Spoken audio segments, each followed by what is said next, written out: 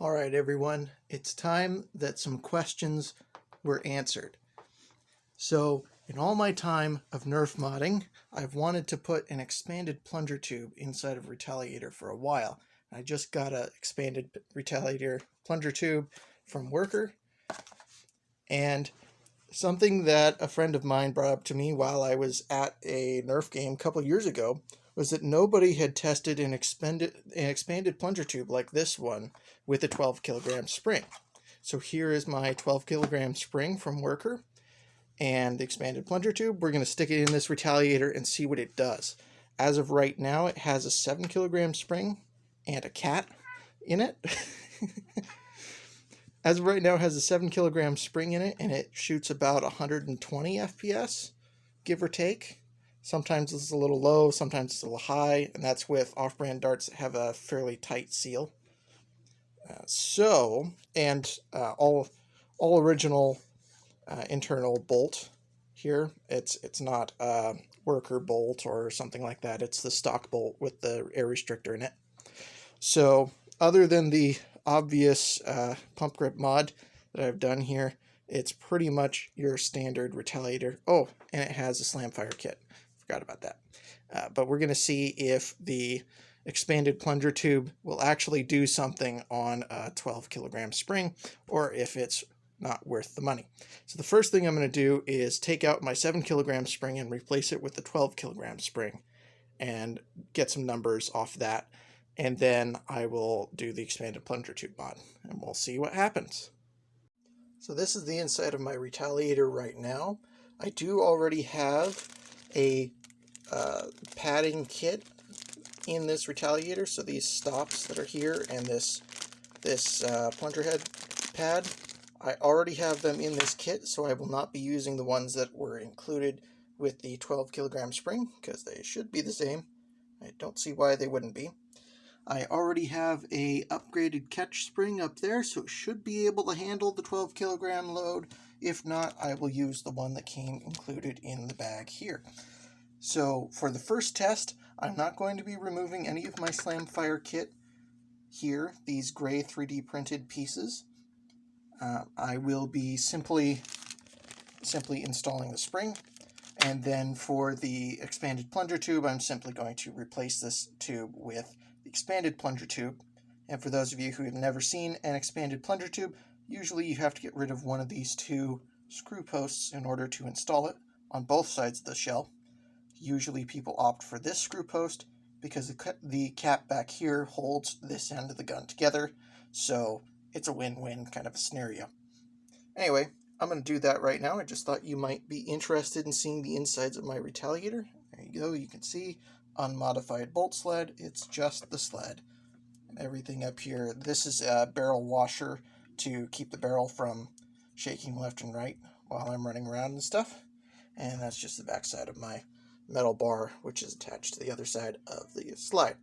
Anyway, so quick update. I think I will be installing this catch spring because it is really beefy. I think it's heavier than what I've got in there. And I noticed that they included this seal for the the bolt in the bolt sled. So when I switch out this plunger tube, I'll be replacing that seal as well. Something else worth noting, I'm using white lithium grease in my plunger tube, not silicone grease. I prefer white lithium grease because it lasts longer than silicone, I find. So it's worth the loss of it's worth the loss of FPS for a little extra life, in my opinion. We're also going to be stress testing this 3D printed material. I believe this is ABS plastic, but I'm not sure. I'd have to double check with my 3D printer. But yeah, if this doesn't hold, I will repair it with crystal plastic or build a new catch out of crystal plastic, and that will most definitely hold. Alright, it's time for the moment of truth. I have no clue if this thing is going to actually prime, or if it's going to break, or what's going to happen. But I got it together. I'm not going to be using my barrel or pump grip, though the steel bars are still on. And I'm loading, this is a FVJ, I believe. just for better seal, decent seal, I should say. So I'm pretty sure that's an FVJ. I find they have the best seal, so they're good for testing. Well, here we go. Oh, it caught. Is it gonna... I mean, this is really stressing the 3D printed parts. I have no clue what they're doing inside. But here we go. Holy moly. All right, well, I guess I break out the chronograph and get you some numbers. Jeez. Okay, so I wanted to show you all. Brand new pack of FVJs loaded into this clip right here. That clip. This is my chronograph. I forget. There's another YouTuber who uses this chronograph. I forget who it is. It might be Mr. Nathan. Or maybe Jared. I don't remember, but there's another YouTuber who does use this chronograph.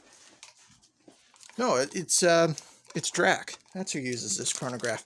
But just to show you, I am indeed loading 6 brand new FVJ darts right into the clip. The clip is not going to leave this frame.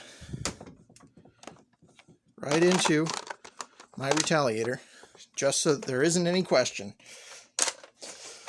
Oh, goodness, there's such a prime on this thing. All right, time to find out what it does. Let's see here. I think I need to turn this just a little bit more, just so I can get a decent shot in there. All right, here we go. No barrel, by the way. 102. That could have been a bad dart. Who knows? 141. I think it was a bad dart. 120.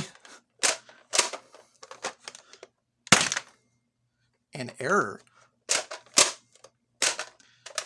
Oh, I had my catch lose grip on me. 104.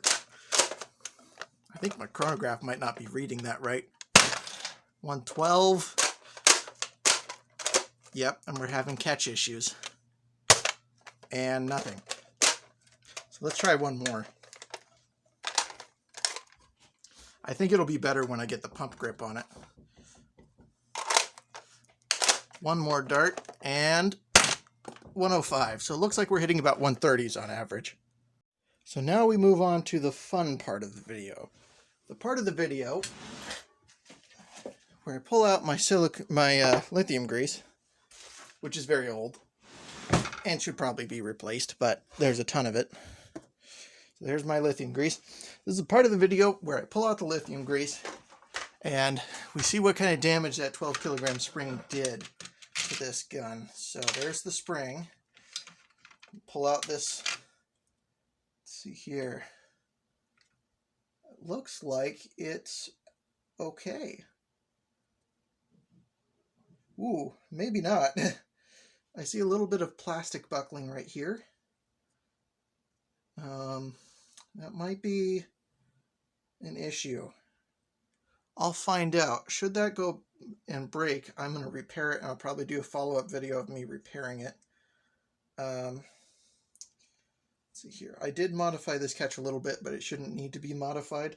I modified it so that the plunger tube would sit closer to the catch, and then it didn't actually need to do that. So these are wire cutters, close cut wire cutters. They're bent at an angle. This is what I'm going to be using to remove my dart post. Excuse me. Little indigestion going on there, which is all kinds of fun. So now I'm just going to carefully remove my slam fire kit. There we are. You can kind of see how this works. No, I do not have the slide catch that keeps it in place after you've pulled it back a certain amount or whatever. Oh, I have not a lot of silicone grease going there. So those numbers might not be very good. I would assume 130s anyway, because 130 seems like a decent number for that. So what we've learned here is that if you're looking for 130s out of a Retaliator and want slam fire, yeah, put a 12 kilogram spring in it. So we are going to go ahead and remove this O-ring, which I believe is an Orange Modworks O-ring. I could be wrong. Knowing me, this is probably an Orange Modworks O-ring. One that you get with the 7 kilograms kit, or the 5 kilogram kit, because I have the 5 kilogram metal kit. So we're going to replace that. I'm going to wipe out all my old grease. This is grease that's been in this gun for probably 2 years. That's about how long this stuff lasts, about 2 years. If you're using a gun on the field and using it frequently, you know, it's about 2 years. Not that I've been able to go to games or anything, because I haven't. But this whole thing back here, the whole plunger tube, the rod, everything, that is being replaced with this whole system. Now, this whole system here of the expanded plunger tube has another O-ring. There are two. There's a clear one, which fits kind of loosely on there, and then there's this greenish, gray, teal, I don't even know what color it is. It's weird. And I'm not sure which one is going to be better performance-wise, but I can tell you that this clear one fits in the tube a little tighter without grease, but this one fits around the head much tighter. So I'm going to just put the clear one on here. This is what was on it when I got it out of the box. And I'm going to put some silicone grease, white lithium grease on it. This is not silicone grease, big difference. So this is usually how I put my grease on, as I just roll it around the edge of the can like this. And there's already padding in there. You can kind of see it. There's padding all around. So I don't think I need any extra padding. I don't think the kit came with anything either. We're just gonna, it's a good thing this isn't clear. We're just gonna do this. That doesn't feel very tight. And clearly I need more grease because that's not spreading very evenly. But usually what I do is I spin it around like this. And, oh wow. You get such a tight seal that the grease kind of suction fits to the end of the head. All right. So that one feels rather loose. So let's compare it to, grab this again, wipe off the grease. Let's compare it to the other one and see which one is better, in my opinion. I may open this up and switch them out, depending on what kind of performance I get. Because if it starts shooting above 150, then I'm probably going to switch it out for something slightly weaker. Because I'm not interested in shooting above 150. Due to our games, they have a 150 FPS cap, so I won't be able to use this all the time like I normally do. So we're going to go ahead and put this one on, and you can see this one does fit a little tighter around the head than the other one. The other one was really loose.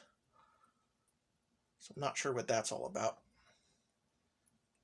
Put a lot more lithium grease on here. My white lithium grease isn't very white, and it never has been white, but I think it's supposed to be white when you buy the new stuff. They feel kind of the same, though now that I've got grease in here, I'm feeling like this one is a tighter fit all the way down. But that could just be the extra grease. But that's about how much grease should be in there. That might be too much, to be honest. Oh, goodness gracious. Okay, that's definitely not too much grease. It's so much grease that I just pulled the stop out of the plunger tube with vacuum pressure. I think that's going to be okay. That seal. Holy. Okay. Alright, so there's definitely an air leak somewhere. Because that's not much of a... oh. You're getting something. You're getting something.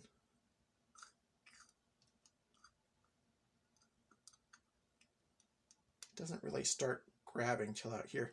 I really don't know what the seal is really like on this thing. It's weird. It seems really weak to me, but I've been building my own plunger tubes, so maybe that's just me. I'm going to go ahead and pull this grease that's in the head out. This little extra grease in the head. Run it through a few times again.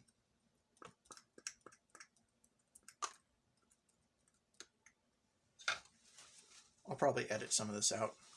I hope I edit some of it. Maybe I won't edit some of this out. This is part of the process, part of the fun. That looks like that. So we're going to go ahead and go with the teal one. I don't know if the clear one gets any better performance, but I'm going to go ahead and guess that it's the teal one that we want. Right.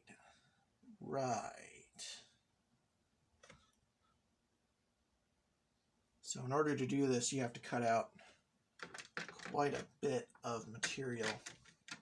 You have to, let's see here. You have to cut out, grab something a little bit better for this whole well here of stuff.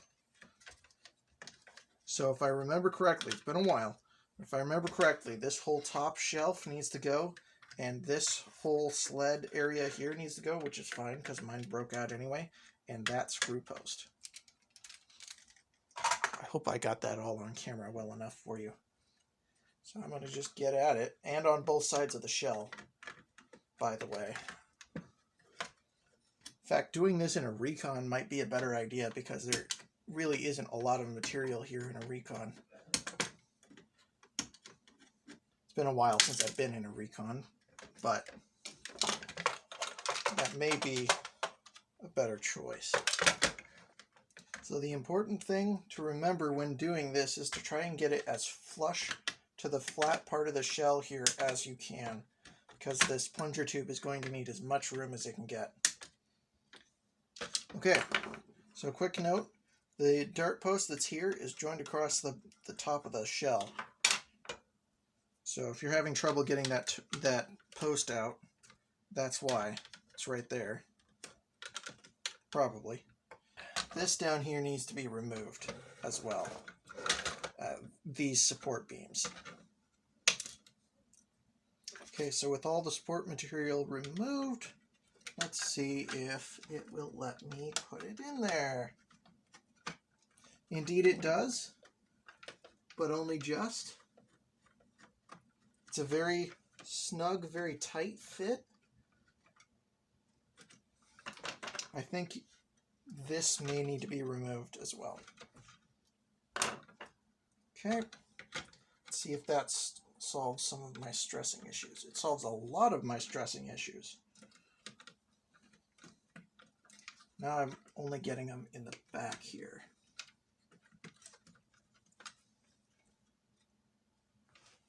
Okay, so I think in order to solve all of the stress problems, I have to cut right here, which is scary. Hope I'm right. Right there, just like that. Is that it? That's it. Fits. There's a little too much force, so I'm going to trim that just a smidge.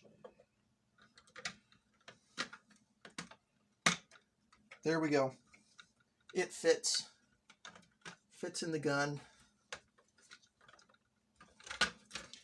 So that's how much material I had to remove. I'll make sure and get this up nice and close to the camera for you all. So that's how much material I had to remove. There's with some better light. So that's about what it should look like. I was able to leave this up here. I did have to remove a little section right here. The dart post was kind of tricky, but it works. So now I'm going to do the other side. And it should look something like that on the other side as well.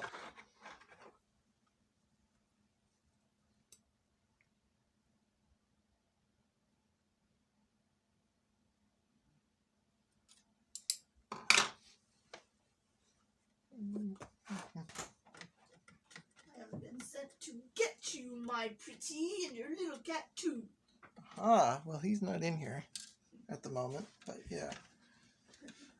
Come here. Dad wants to watch WandaVision. Oh, he does he? Yeah. So this might look like a very scary sight. Wow. This is necessary. What happened to your gun?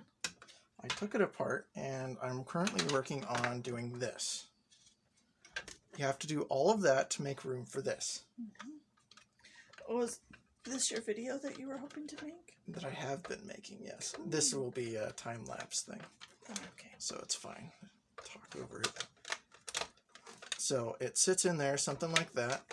It's a pretty tight and snug fit, but it does. And then the catch goes in there, and then that comes back, and that's an expanded plunger tube. That's how it works. And so because I've done this side already, I have a general idea as to what I'm doing over here. Okay. Which is lots of cutting. Okay, so quick update. It's the next day. I had to do a little more cutting along this edge. I had it up too high. When it's at its stock height, it's too high, so I had to bring it down quite a bit further. You can see roughly how thick it is. And I did have to cut down this area a little bit. I looked up a couple of videos on how to do this because this is actually a little more complicated than I thought it would be. But so far I've got everything down okay. And I had to trim down the back end of my bolt sled because it kept catching on my slam fire mechanism. So something fun, somebody has actually done the expanded plunger tube with a 12 kilogram spring, but they were in Europe and they called it a 12 kilo spring, which is why I think people were confused. So has been done. The legs on this plunger tube need to be trimmed down in order to get it to fit inside of this shell. But the reason that the legs are there is for workers' other shell that they made. At any rate, so this will fit in here now. I have been having some issues with the bolt not quite being straight, but I think I've got them sorted out now. Didn't really do anything, it was just alignment. This other side of the shell, right here, this side was particularly tricky. That screw post hole area right there was really difficult to get my tools in there to trim. So keep that in mind.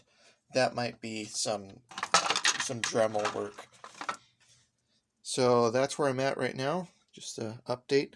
As far as I know, nobody has ever put an expanded plunger tube inside of a slam fire kit Retaliator. So it's probably going to be the first. Alright, so for anyone in the future who is interested in attempting to recreate this, or me doing another one of these, or something like that, the internal should look something like this. So this slam fire arm, as I like to call it, or slam fire rod, tucks into the edge of the bolt sled like so. I've tapered the sled so that it doesn't catch on the arm holder here. The rod pushes up against the tube, which is fine because the rod doesn't need to be in contact with the sled at all times. This spring needs to make sure that that's straight because that spring often likes to come out of place. The dart tooth is a Retaliator dart tooth, not a Mark II dart tooth or anything of the sort. Retaliator dart tooths are the best. This spring needs to be pushed into the gun afterwards when you're screwing it together, because if you try and do it now, it's a little too long and it won't quite fit in there and will give you a ton of grief and spring out and all your internals will fly out. The rubber pad needs to be, with this notch, needs to go down. I'm not quite sure why, but it does. And it's probably to make room for the sled, to be honest.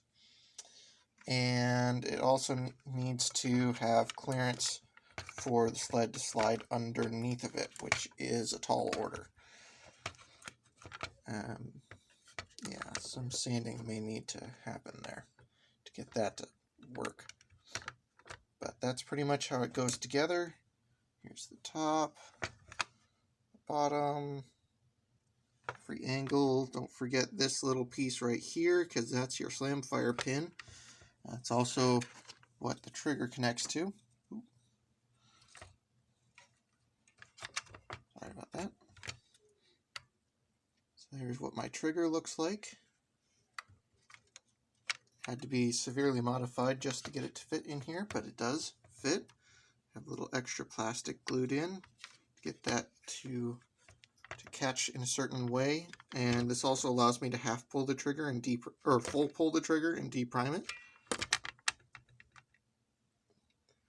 So that should be everything. Don't forget this. Don't forget the pin that goes up here with the spring that holds your attachments in. I don't have it in because that's one of the last things I put in because they always fly out. And don't forget the plate that goes here in the bottom. Okay, that should be it.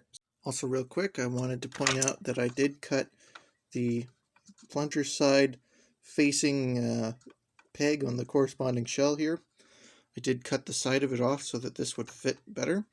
And as a side note, for anyone who happens to tear through this screw right here, quick fix is grab some super glue, liquid super glue, the dollar store brand super glue, the cheap stuff, and run it in there and then put the screw in, and it will seal. Or you can just run it in there and it'll get you your something to grab onto for some more threads.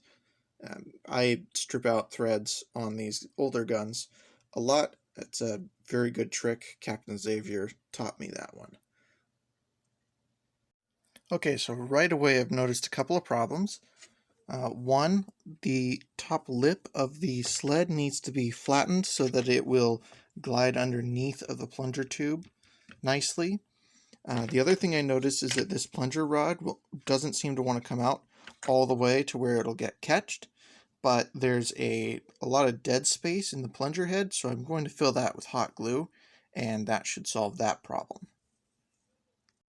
Alright, so this is the dead space I was talking about in the end of the plunger.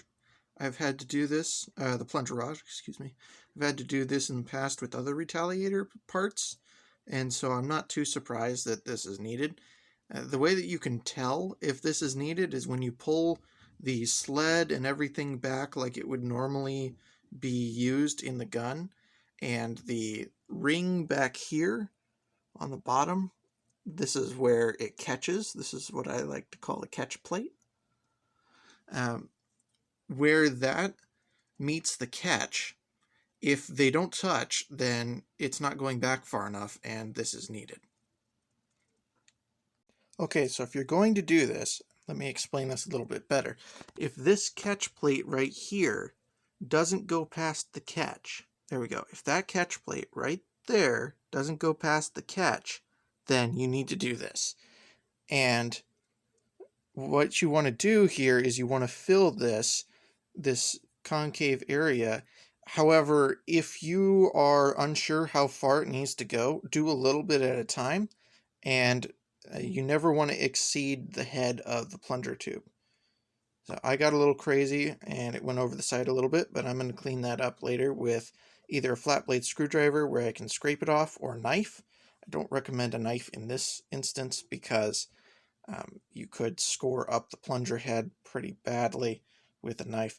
So the whole point of this is to give the bolt sled something a little bit, just to give it a little more to push on, because this is where the back of the bolt pushes against the plunger head here to pull it back and compress the spring. So if this isn't going far enough back to get caught, then you're never going to prime the gun. That's just how it works. Now, in my case, I know that it needs to go back pretty far because it never got... the back of it touched the catch. It didn't actually go halfway or nearly prime it. So I'm pretty confident that I need to fill this whole thing. Plus my pump grip has a little bit of space in it, just a little bit, where I can prime it just a little further than my pump will actually go. So this is going to be a good thing.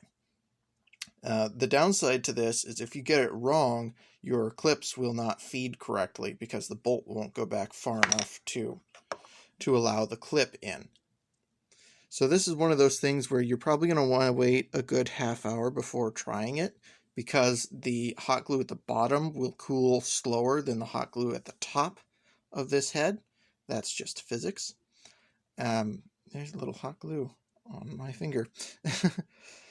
And so that's just physics, so you're going to want to wait a good while for this to cool.